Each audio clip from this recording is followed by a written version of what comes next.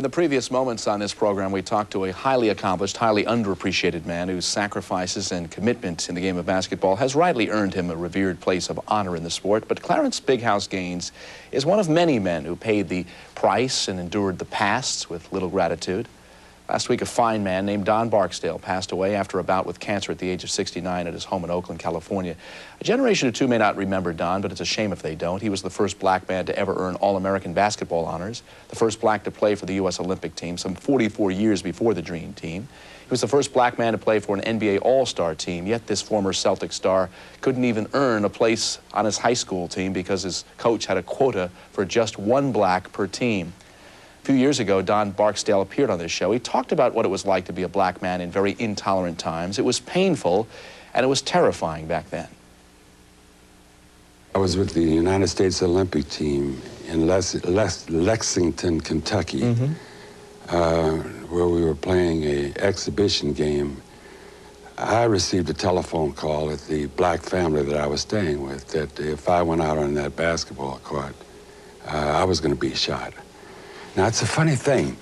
When something like that happens, the first thing that hits you is fear. And then something overrides the fear that says, nobody's that crazy. I don't say, it's got to be a joke. Don met and played with his idol, Jackie Robinson, back in the 40s on the UCLA campus. Jackie had to turn the other cheek in baseball, but in his college days, he didn't take much abuse for very long. I remember he came up and played a game of basketball against the University of California. He's such a great all-around athlete, but during that game, they threw hot pennies on the floor, which was a put-down to Jackie.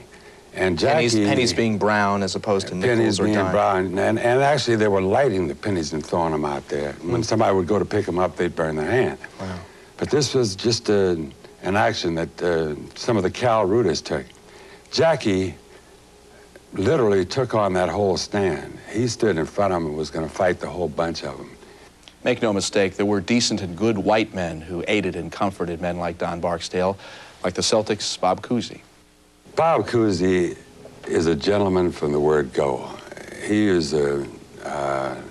opened his arms up when I joined the team. In fact, he opened his arms up when I was playing with Baltimore.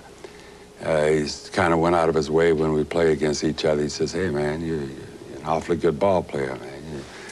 And we had a little rapport, but the Coos, to me, was a guy that just opened his arms up, and if you were a good man, you were his buddy.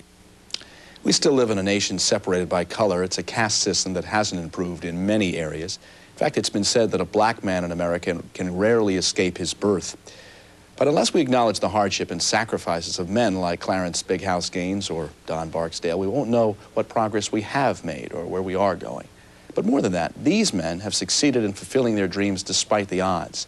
And those stories should never go out of style and can never be forgotten. For that is a spirit that will sustain us as a race of people.